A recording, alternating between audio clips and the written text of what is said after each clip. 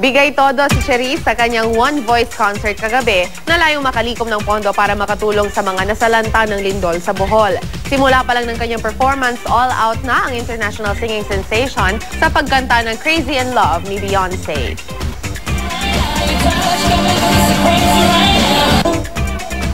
Matapos ang ilang awitin, nagpalit ng pangitaas na suot si Cherise at kinanta naman ang ballad version niya ng Titanium ni David Guetta at Sia.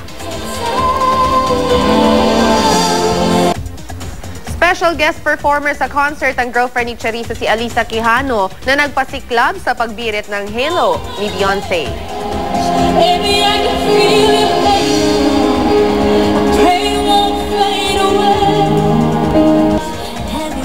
Balak ni Cherise na personal na iabot sa mga nabiktima ng lindol ang nalikom na pondo mula sa concert.